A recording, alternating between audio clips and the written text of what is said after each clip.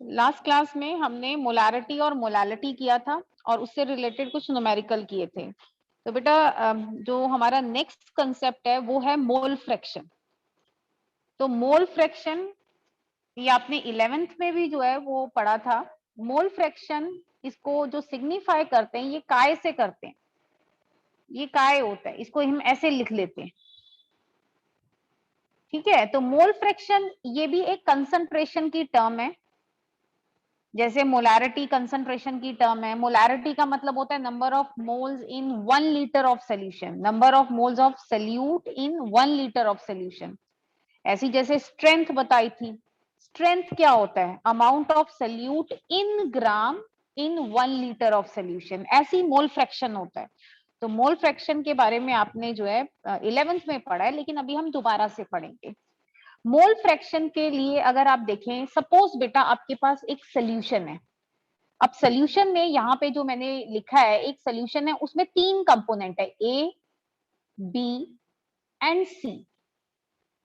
3 भी हो सकते हैं, 2 भी हो सकते हैं, 4 भी हो सकते हैं, जितनी भी चीजों को आप मिक्स कर कर कोई सोल्यूशन बनाते हैं। तो अभी फिलहाल मैंने 3 लिए हैं, ठीक है बेटा, 2 भी हो सकते हैं। तो मोल फ्रैक्शन से पहले आप ये सोच लीजिए कि आपके पास जो सोल्यूशन है, सपोज आपने पानी लिया, उसमें चीनी डाली और उसमें क्या डाला, सॉल्ट डाला। तीनों का के नंबर ऑफ मोल्स मान लीजिए ए के Na है, बी के Nb है और सी के नंबर ऑफ मोल्स Nc है। अब कोई बच्चा अगर वैसे सोचेगा, मान लो नहीं आपने ढंग से पढ़ा, तो आप ये कहेंगे ये नंबर ऑफ मोल्स क्या होते हैं। तो बेटा नंबर ऑफ मोल्स कैसे निकालते हैं, मास बाय मोलर मास। अगर आप ए के नंबर ऑफ मोल्स निकालना चाहते हैं तो ए के गिवन मास को मोलर मास से डिवाइड कर दीजिए।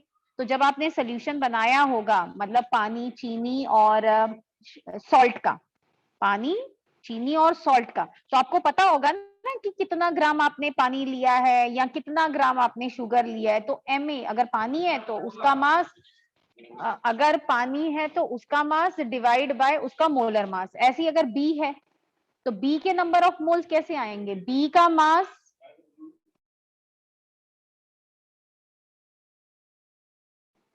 ऐसे ही बेटा बी के नंबर ऑफ मोल्स कैसे आएंगे, mass of B divide by molar mass of B.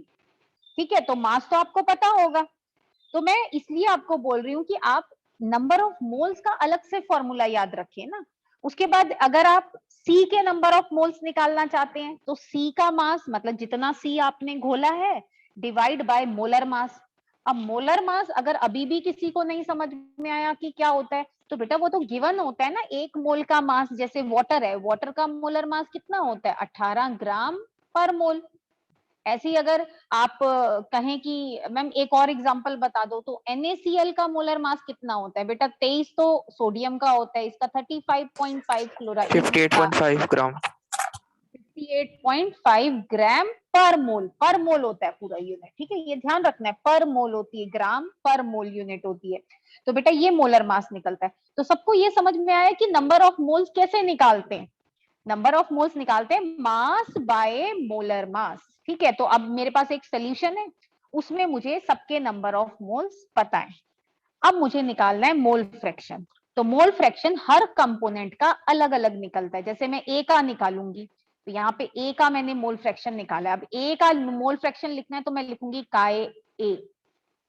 ये क्या होगा, this is number of moles of A के जितने मोल है divide by sum of number of moles of all the component. मतलब जितने भी कंपोनेंट्स हैं, अब यहाँ पे 3 कंपोनेंट थे, ए, बी एंड सी, तो तीनों के नंबर ऑफ मोल्स का क्या हो जाएगा, सम, मतलब जोड़। अगर कोई बच्चा कहे कि नहीं मैम मेरे पास तो 2 ही कंपोनेंट है मेरे सोल्यूशन में, तो बेटा फिर 2 ही कंपोनेंट का आएगा नीचे।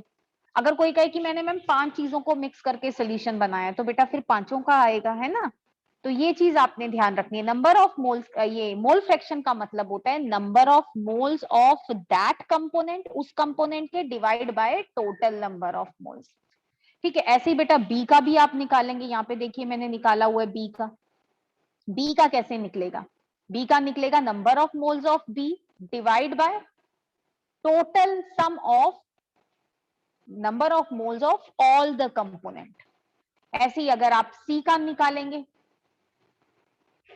तब भी उसका ऐसे ही आएगा। अच्छा बेटा एक शॉर्टकट है, अगर आप इन तीनों को जोड़ें, अगर आप इन तीनों को जोड़ते हैं, काय ए, काय बी, काय सी, अब तीनों को मतलब जितने भी कंपोनेंट है, अगर आपके पास सोल्यूशन में 2 कंपोनेंट है तो 2 कंपोनेंट को मोल फ्रैक्शन को जोड़ना है। यहाँ पे 3 है तो मैं तीनों को जोड़ूंगी। अगर कोई बच्चा कहे कि मैम मेरे पास तो 5 थे, तो वो बेटा पांचों कंपोनेंट के मोल फ्रैक्शन को अगर जोड़ता है, आप जोड़ के देखिए डिनोमिनेटर सेम आएगा, फिर जब जोड़ेंगे तो ये तीनों किसके बराबर आएंगे, 1 के बराबर। मतलब यस मैम। सोल्यूशन को एज अ होल, सोल्यूशन को अगर हम पूरा माने एज अ होल, हम मानते हैं 1। तो इसलिए अगर मान लो मुझे मेरे पास अगर सोल्यूशन में 3 कंपोनेंट है तो 2 के निकाल लूं कैलकुलेशन से, तीसरे को 1 में से माइनस कर दूं दूसरे 2 के मोल फ्रैक्शन को, कर सकती हूँ ना। मतलब मान लीजिए एक यस का मैम। जो मोल फ्रैक्शन, एक का जो मोल फ्रैक्शन है वो आया 0.8। मेरे पास 2 कंपोनेंट है, सपोज एक कंपोनेंट का, सपोज 2 कंपोनेंट है, एक का इतना आया 0.8, तो बेटा जो दूसरा कंपोनेंट होगा या तो कैलकुलेशन से निकालूंगी या सीधा 1 में से इसको माइनस करके मेरा आ जाएगा 0.2। याद रखना है जो मोल फ्रैक्शन है ना बेटा, वो हमेशा किसी भी एक पर्टिकुलर कंपोनेंट का 1 या 1 से छोटा होता है। अब कोई बच्चा बोले कि मैम 1 क्यों बोल दिया आपने, बेटा 1 तब जब वो प्योर होगा। मान लीजिए मैं प्योर वाटर ले रही हूँ, वाटर के अंदर मैंने कुछ नहीं डाला, सिर्फ वाटर लिया है, तो उसका मोल फ्रैक्शन कितना होगा, 1 ही तो होगा। प्योर कंपोनेंट का मोल फ्रैक्शन 1 होता है, ये एमसीक्यू में आ सकता है ना। अगर मैं प्योर अल्कोहल ले रही हूँ, उसमें मैंने बिल्कुल पानी नहीं डाला है, तो उसका मोल फ्रैक्शन कितना होगा, 1 होगा। हाँ अब मैंने वाटर लिया है और उसमें सॉल्ट डाल दिया है, तो दोनों के टोटल का मोल फ्रैक्शन कितना होगा, 1। मोल फ्रैक्शन कभी भी 1 से ज्यादा नहीं हो सकता, ये चीज ध्यान रखनी है। दूसरी चीज बेटा आती है मोल फ्रैक्शन की यूनिट। तो बेटा नंबर ऑफ मोल्स, ऊपर वाली क्वांटिटी किसमें आती है, मोल में, नीचे का भी सम आएगा मोल में बेटा, क्योंकि जब आप सम करते हैं ना तो यूनिट जो होती है वो सेम रहती है ना। ऐसे अगर मान लीजिए 1 मोल प्लस 1 मोल करूं तो ये 2 पर मोल थोड़ी ना हो जाएंगे, 2 की पावर 2 थोड़ी ना हो जाएगा, 2 मोल हो जाएगी, मोल कॉमन आ जाएगा। और तो इस तरह से ये जो क्वांटिटी होती है ये यूनिटलेस होती है, इसकी कोई यूनिट नहीं होती है। मोल फ्रैक्शन कभी भी 1 से ज्यादा नहीं हो सकता। प्योर कंपोनेंट का मोल फ्रैक्शन कितना होता है, 1 होता है। और जो मोल फ्रैक्शन होता है इसकी कोई यूनिट नहीं होती है। तो ये चीजें आपको ध्यान रखनी है। अब ये इतनी चीजों पे मैं सिर्फ एक फॉर्मूला आपको दिखा रही हूँ और इस पे मैंने इतना प्रेशर दे रही हूँ। अगर आप देखेंगे पिछली 3 क्लासेस से मैं इन्हीं फॉर्मूलेस पे ज्यादा कंसंट्रेट कर रही हूँ। क्यों, क्योंकि मुझे पता है ये जो चैप्टर है ना आगे बेटा बहुत इजी है। शुरू में ये जो न्यूमेरिकल्स है मोलैरिटी वाले मैंने असाइनमेंट में भी दिए हुए हैं, वो बहुत ज्यादा इंपॉर्टेंट है करने। जब तक आप प्रैक्टिस नहीं करेंगे आप आगे नहीं कर सकते। ठीक है बेटा, आप देखिए ये यूनिटलेस क्वांटिटी होती है। अब हम क्या करेंगे, मोल फ्रैक्शन से रिलेटेड कुछ सिंपल न्यूमेरिकल करेंगे। मैंने जो कल आपको होमवर्क दिया था वो मैंने आपको कहा था कि आपने सिंपल न्यूमेरिकल करने, वो सिंपल न्यूमेरिकल थे। उसमें सिर्फ क्या था, वैल्यू आपका डाटा दिया हुआ है, सिर्फ फॉर्मूला लिखना है, वैल्यू पुट करनी है और कुछ नहीं था। और वो इस तरह के न्यूमेरिकल करने जरूरी हैं, तभी आप आगे जो बड़े न्यूमेरिकल होते हैं ना वो कर पाएंगे। ठीक है बेटा, चलो अब स्टार्ट करते हैं। ये सबको समझ में आ गया मोल फ्रैक्शन क्या होता है? Yes yes ma'am. मैम। ठीक है बेटा। अब यस मैम। नेक्स्ट हमारा, हाँ अब हमारा नेक्स्ट क्वेश्चन आता है, calculate mole fraction of benzene. Benzene का निकालिए in solution containing 30% by mass of CCl4। तो ये कह रहे हैं कि हमारे पास हमें मोल फ्रैक्शन किसका निकालना है, बेंजीन का, जिसमें 30% CCl4 है। तो आपको समझ आ ही गया होगा सल्यूट आपका जो है वो CCl4 है ना, और बेंजीन ज्यादा अमाउंट में होगा क्योंकि सल्यूट तो सिर्फ 30% है ना। अच्छा चलिए आगे देखते हैं। हम पहले, मैंने आपको कहा जब भी आप ये सोल्यूशन वाले न्यूमेरिकल करेंगे पहले आप अपने माइंड में क्लियर करेंगे कि भाई आप जो सोल्यूशन दिया हुआ है आपको वो है क्या चीज। तो देखो मैंने लिख लिया है, हालांकि कुछ बच्चों को ये लगता है कि ये क्यों चीज लिखवा रहे हैं बार बार, बेटा जब मान लीजिए अभी आप लिखने की जब प्रैक्टिस हो जाएगी ना, बाद में तो देखो आपको, आपका जो माइंड है ना वो इतना क्लियर हो जाएगा, आपको कंसेप्ट की आपको ये सारी चीजें लिखने की जरूरत नहीं पड़ेगी, लेकिन शुरुआत में जरूरी है। तो सोल्यूशन अगर आप देखें उसमें CCl4 है और उसमें बेंजीन है। बेंजीन का मैंने फॉर्मूला लिख लिया है। अब ये फॉर्मूला मुझे पता था, मैंने लिख लिया है। अब इस फॉर्मूले का यूज होगा या नहीं होगा वो आगे की बात है। चलो आगे देखते हैं। ये कह रहे हैं इसमें इसका जो है 30% बाय मास CCl4 है। तो पहली लाइन ये लिखी, अगली लाइन मैं ये लिखूंगी भाई ये 30, क्योंकि मुझे गिवन लिखना है। 30% बाय मास CCl4 का मतलब क्या होगा? कोई बता सकता है 30% बाय मास का मतलब क्या होगा? 100 ग्राम है, मतलब 30 ग्राम है। 30 ग्राम। हाँ वेरी गुड। ये क्या, इसका मतलब 100 ग्राम सोल्यूशन है। और ये देखिए मैंने लिखा है 100 ग्राम सोल्यूशन है, ये ना यहाँ पे दिख नहीं रहा थोड़ा सा। सोल्यूशन मेरा 100 ग्राम है, उसमें 30 ग्राम CCl4 है। तो बेटा जब ये मुझे गिवन है, ये जिसपे मैंने टिक किया ना ब्लू से, ये मुझे गिवन है, ये बाकी चीजें नहीं है, अभी आप इन पे ध्यान ना दें। तो ये दोनों गिवन है मुझे, तो इसका मतलब मुझे बेंजीन का भी पता लग जाएगा। तो बेंजीन, ये मैंने जो बेंजीन है ना इसका मैंने खुद पता लगाया, 100 में से माइनस कर दिया। तो इसका मतलब मेरे पास 30 ग्राम CCl4 है, 70 ग्राम बेंजीन है, और टोटल जो सोल्यूशन है वो 100 ग्राम है। ये समझ में आया कि मैंने गिवन कैसे लिखा? Yes ma'am. Yes ma'am. ठीक है बेटा। अभी ये जो चीजें हैं जिसपे मैं अभी ये निशान लगा रही हूँ, आप कहेंगे ये कहाँ से लिख दी, इसको भूल जाओ, इसको मत अभी याद रखो, अब दोबारा क्वेश्चन पे आओ। मैंने गिवन जो था ना मैंने लिख दिया, मुझे नहीं पता कि मुझे और क्या रिक्वायरमेंट होने वाली है। अब मैं देखूंगी मुझे निकालना क्या है। मुझे निकालना है मोल फ्रैक्शन ऑफ बेंजीन। तो यहाँ पे ना अभी जगह नहीं है, मैं अब लिख के दिखाती हूँ। मुझे निकालना है mole fraction of benzene. Benzene को मैंने B से लिख दिया। अब आप कहेंगे कि मैडम आपने तो एक ही फॉर्मूला बताया था। हाँ, तो आप वही फॉर्मूला लिखें, number of moles of benzene divide by number of moles of benzene plus number of moles of CCl4। पहले आपने गिवन लिख दिया है ना, उसके बाद आपने फॉर्मूला लिख दिया। अब आप यहाँ पे आपका काम स्टार्ट होता है। ये थोड़ा नीचे लिखिए हमेशा ना, ऊपर देखिए पेपर में भी शीट भी काफी लंबी होती है, और ऊपर जगह छोड़ दीजिए हमेशा 2-3 लाइनों की। देखिए कि क्या आपको आपको ये निकालना है बेंजीन का, क्या आपको ये गिवन है, क्या आपको नंबर ऑफ मोल्स गिवन है? तो दोबारा No, ma'am. आप यहाँ पे जाइए, ये जो गिवन लिख सामने नहीं गिवन है, तो अब यहाँ से आपका काम स्टार्ट होगा। जब आपका ये गिवन नहीं है तो अब आप सोचिए नंबर ऑफ मोल्स कैसे निकालते हैं। तो आपको ध्यान होगा मैंने अभी आपको फॉर्मूला बताया था कि नंबर ऑफ, अब उल्टा सोचेंगे इसको ना, इसीलिए रफ में लिख लें। तो नंबर ऑफ मोल्स कैसे निकालते हैं? नंबर ऑफ मोल्स के लिए मुझे मास पता होना चाहिए बेंजीन का, divide by molar mass of benzene. ऐसे ही अगर मुझे CCl4 के निकालने हैं तो mass of CCl4 divide by molar mass of CCl4, मतलब ऐसे पता लगेंगे। अब मैं सोचूंगी कि चलो नंबर ऑफ मोल्स तो मैं निकाल लूंगी, लेकिन नंबर ऑफ मोल्स निकालने के लिए ये जो क्वांटिटी दे रखी है क्या ये मुझे गिवन है? तो पहली बात अगर देखूं नंबर ऑफ ये मास गिवन है बेंजीन का 70 ग्राम, अभी देखा था, ये मोलर मास नहीं है गिवन। तो यहाँ से हम क्या करेंगे, फॉर्मूला यूज करेंगे C6H6 वाला, और मोलर मास निकल आएगा।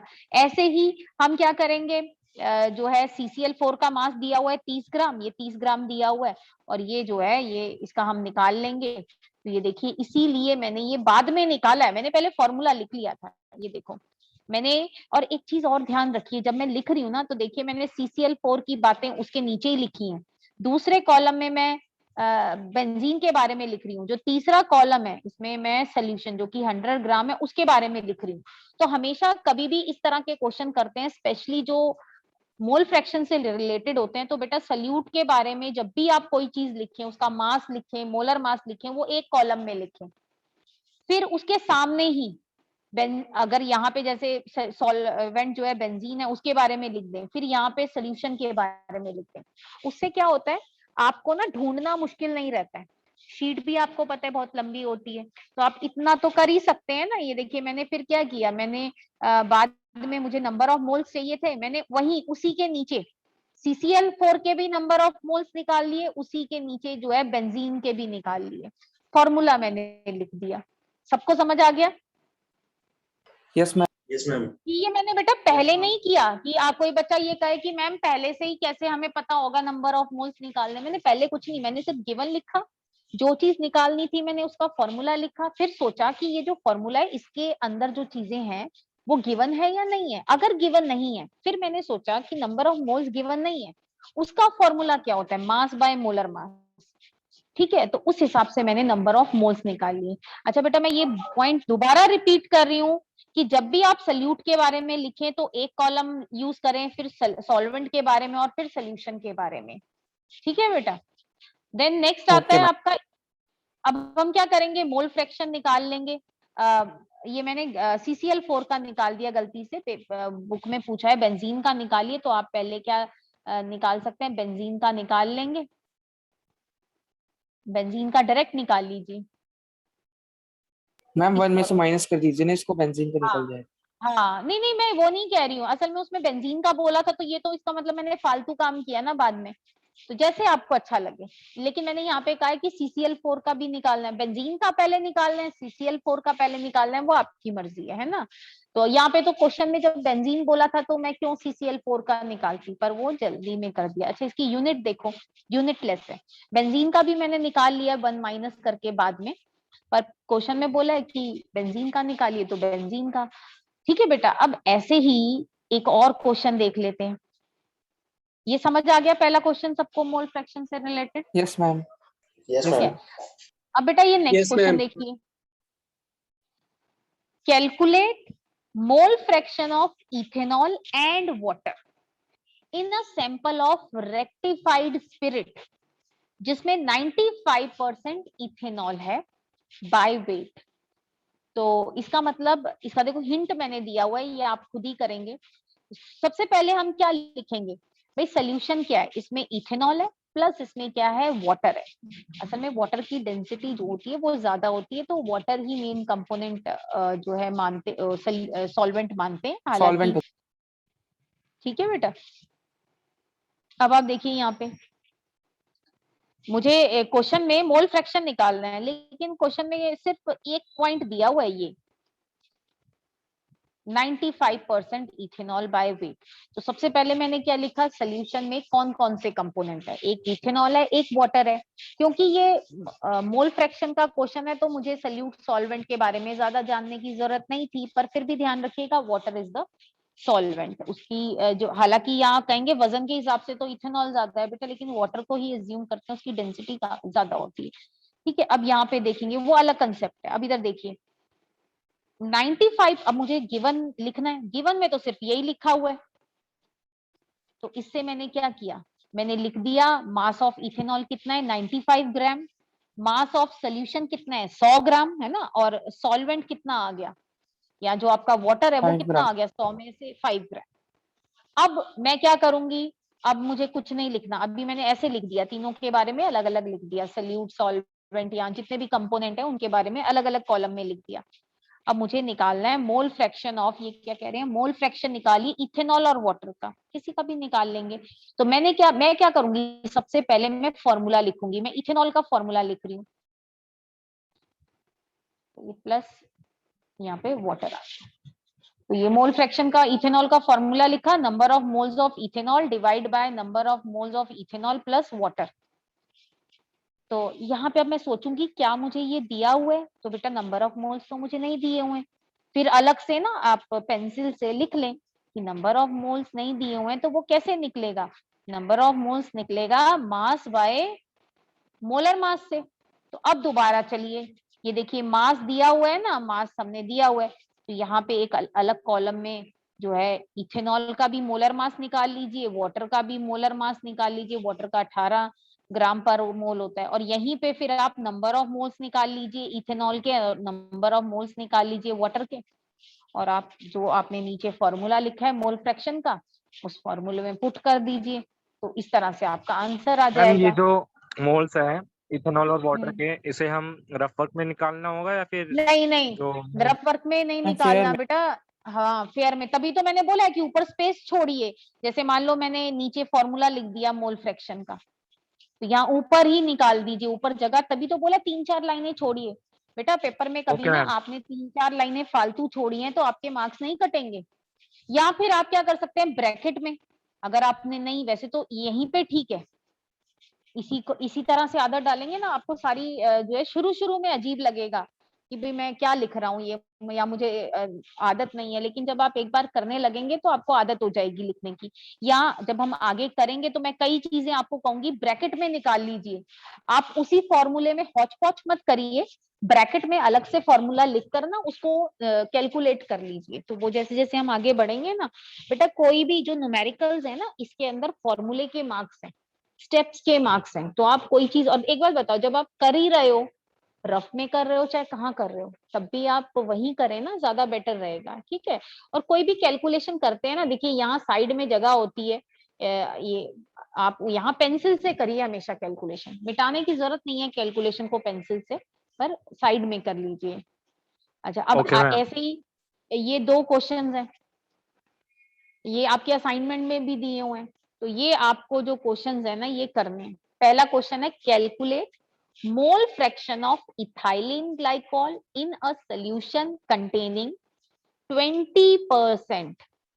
ये मैंने इथाइलिन ग्लाइकॉल का फॉर्मूला भी दे दिया है, इसका मोलर मास भी दे दिया, पर मैं आपको बता रही हूँ इथाइलिन ग्लाइकॉल होता क्या है।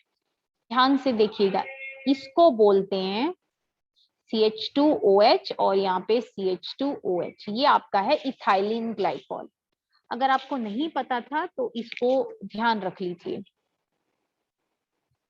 ठीक है। ये इथाइलिन ग्लाइकॉल है, ये काफी जो है यूजफुल होता है, आगे इसे मेडिसिन में भी यूज करते हैं, जब ब्रेन में कभी किसी तरह की सूजन आ जाती है तो उस टाइम ये दिया जाता है पेशेंट को पीने के लिए। तो ये इथाइलिन ग्लाइकॉल है, ये कहीं यूज करते हैं, किसी को घर में पता है कहाँ यूज करते हैं, कोई बता सकता है? घर में भी यूज करते हैं मम्मी आपको, पोछा मार। ग्लिसरीन आपने यूज किया है? हाँ, तो वो देख के आइएगा, क्या ये और वो सेम है? Yes, ma'am. ठीक है, ग्लिसरीन और इथाइलिन ग्लाइकॉल देख के आइएगा क्या सेम है, फिर ठीक है। ये तो इसलिए, अच्छा अब ये देखिएगा, ये आपने सर्च करना है कि मैं सही बोल रही हूँ या गलत बोल रही हूँ, ऐसा नहीं है, जरूरी नहीं है, कई बार टीचर भी गलत हो सकता है, ठीक है। तो आप देख के आइएगा। तो बेटा ये इसका आंसर दिया हुआ है, आपने आंसर जो है ना कैलकुलेट करिएगा, कैलकुलेटर का यूज करिएगा फ्रीली शुरू शुरू में कंसेप्ट समझने के लिए, ठीक है। तो यहाँ से मैच करा लीजिएगा। अच्छा, ये क्वेश्चन नंबर 4, इसमें भी क्या दिया हुआ है, एक सोल्यूशन में 3 कंपोनेंट है, एक 25% वाटर है, 25% इथेनॉल है, 50% एसिटिक एसिड। आपको हर एक कंपोनेंट का मोल फ्रैक्शन निकालना है। तो अच्छा बेटा, कई बार ना मान लो मैं कह दूं कि मेरे पास 3 कंपोनेंट है, उसमें 25% पानी है, 25% इथेनॉल है, और एसिटिक एसिड का नहीं दिया हुआ परसेंटेज, तो कैसे निकालेंगे? हम 100 माइनस 25 प्लस 25 है ना, मतलब 50। तो ये ध्यान रखिएगा, कई बार ऐसा होता है कि 3 कंपोनेंट है या 2 कंपोनेंट है, एक का दिया हुआ है, दूसरे का बच्चा सोचता रहता है दूसरे का क्या होगा, तो ऐसे ध्यान रखना है। तो इसमें हर एक का आपको मोल फ्रैक्शन निकालना है। आप बताइए इसमें कोई प्रॉब्लम होगी निकालने में? No ma'am. सिंपल वैल्यू है ना।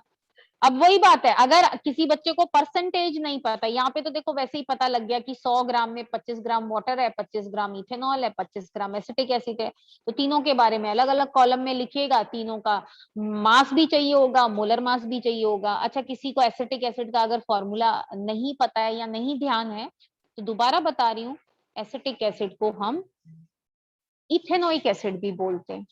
तो ये जो है ना, ये आपने याद रख लेना,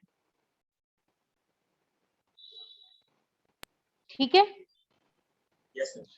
Yes, बेटा ma'am. हम नेक्स्ट कैटेगरी करेंगे न्यूमेरिकल्स की, उसके अंदर थोड़े टफ लेवल के आ जाते हैं, तो हम बाद में आगे स्टार्ट करेंगे, लेकिन वो कराने से पहले कुछ एक बड़ी इंपॉर्टेंट चीज है, मैं आपके साथ वो शेयर करूंगी। अच्छा बेटा, एक होता है डेंसिटी, डेंसिटी को रो से लिखा जाता है, फिजिक्स में आप शायद डी से लगा रहे हो, लेकिन केमिस्ट्री में हम रो से लिखेंगे, ठीक है। ये रो है, ऐसे थोड़ा सा पी को ऐसे हल्का सा घुमाकर। डेंसिटी जो होती है मास बाय वॉल्यूम होती है। अब यहाँ पे मैं एक चीज बता रही हूँ, कई बार क्वेश्चन में आपको मास की जरूरत पड़ेगी, पर वहां पे मास नहीं दिया जाएगा, वॉल्यूम दे रखा है, तब आपको डेंसिटी की जरूरत पड़ेगी। डेंसिटी की तब जरूरत पड़ेगी जब आप मास को वॉल्यूम या वॉल्यूम को मास में कन्वर्ट करना चाहते हैं। अब ये कंसेप्ट तो बड़ा सिंपल लग रहा है सबको, चलो मैडम ये तो हो जाएगा, लेकिन ध्यान से सुनिएगा। डेंसिटी ज्यादातर ग्राम, यहाँ पे हमने ग्राम पर एमएल या ग्राम पर सेंटीमीटर क्यूब में लेनी है, मास ग्राम में लेना है, वॉल्यूम मिलीलीटर या मैं कह दूं सेंटीमीटर क्यूब में लेना है, ठीक है। एक चीज और ध्यान रखनी है, क्या ध्यान रखनी है कि पानी की डेंसिटी, वैसे डेंसिटी जो है वो टेम्परेचर के ऊपर डिपेंड करती है, तो नॉर्मली हम 27 डिग्री सेल्सियस की ही बात करते हैं। तो पानी की जो डेंसिटी है, क्योंकि हम उसी पर्टिकुलर टेम्परेचर की बात करेंगे, आपने कभी भी आपको 12th में कोई क्वेश्चन आएगा, पानी की डेंसिटी 1 ग्राम पर सेंटीमीटर क्यूब या 1 ग्राम पर एमएल लेके चलनी है, ये आप याद कर लीजिए। समझ आ गया क्या बोला मैंने? Yes ma'am. ठीक है। अब दूसरी इंपॉर्टेंट चीज, ये कंसेप्ट तो सबको सिंपल लग रहा है, डेंसिटी तो है, बार बार मैडम उसी पे बोल रही है, ध्यान से देखना बेटा।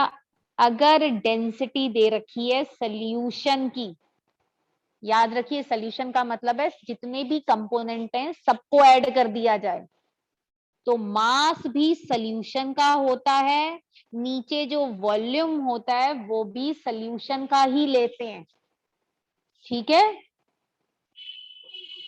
Okay ma'am. अभी ये मैं क्या बता रही हूँ ये तभी समझ में आएगा जब एक न्यूमेरिकल कराएंगे। अब मान लीजिए डेंसिटी मैंने दे रखी है किसी सॉल्वेंट की, तो मास बेटा सिर्फ सॉल्वेंट का आएगा, वॉल्यूम भी सॉल्वेंट का आएगा। तो कई बार क्या होता है, उन्होंने ना कंपोनेंट की दे रखी होती है और हम क्या करते हैं सोल्यूशन का वॉल्यूम यूज कर लेते हैं। नहीं, अगर डेंसिटी सॉल्वेंट की है तो उससे मास भी सॉल्वेंट और वॉल्यूम भी सॉल्वेंट का ही निकलेगा। इन द सिमिलर वे, अगर ये जो डेंसिटी है वो सिर्फ और सिर्फ सॉल्यूट की दी है, तो मास भी सॉल्यूट का, वॉल्यूम भी सॉल्यूट का, ठीक है बेटा। Yes ma'am.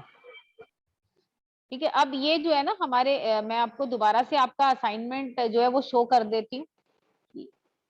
शुरुआत में जो है ना हम बहुत ही स्लो चलेंगे, मैंने पहले भी बताया था, क्योंकि कंसेप्ट बिल्डअप जो है ना वो ज्यादा जरूरी है।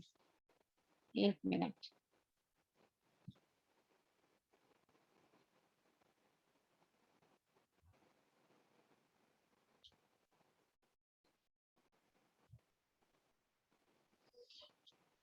तो बेटा ये आपका असाइनमेंट था, इसमें ये शुरू के 4 क्वेश्चन मैंने आपको दिए थे करने के लिए। मैंने कहा था इसका ये बी पार्ट मत करिएगा सेकंड वाले का, और नॉर्मेलिटी जो है वो नहीं निकालेंगे। आप स्क्रीनशॉट लेना चाहते हैं तो इसका ले सकते हैं, ये कल सब बच्चों ने कर लिए थे, ठीक है बेटा। नेक्स्ट आपको मोलैरिटी बताई थी। मोलैरिटी में जब आपको होमवर्क दिया था मैंने कहा था don't find out mole fraction, क्योंकि मोल फ्रैक्शन हमने नहीं किया था, बट अब हमने कर लिया, so you can do these questions now, ठीक है बेटा। ऐसे ही नेक्स्ट पेज पे आ जाते हैं, ये मोल फ्रैक्शन वाले हैं, ये मैंने जो अभी आपको शो करे थे सेम वही क्वेश्चन है यहाँ पे। तो ये जो क्वेश्चंस हैं ये भी आज आपने कंप्लीट कर लेने हैं, कंप्लीट करिएगा। इसके बाद बेटा ये कुछ क्वेश्चंस आते हैं, ये हम अगली क्लास में एक एक करके ये सारे क्वेश्चन मैं कराऊंगी, एक भी क्वेश्चन ऐसा नहीं है जो मैं क्लास में नहीं कराऊंगी, बट ये होगा जो क्वेश्चन क्लास में कराया है उसको एज इट इज आपने एक बार घर पे, चाहे आपने यहाँ कर लिया फिर भी करना है। ये क्वेश्चंस बहुत ज्यादा इंपॉर्टेंट है। कितने क्वेश्चन है आप कहेंगे मैडम ये तो कुछ ज्यादा नहीं है, 1 2 3 4 5 6 और ये 7 क्वेश्चन है, और बेटा पूरा चैप्टर इन्हीं के ऊपर बेस्ड है।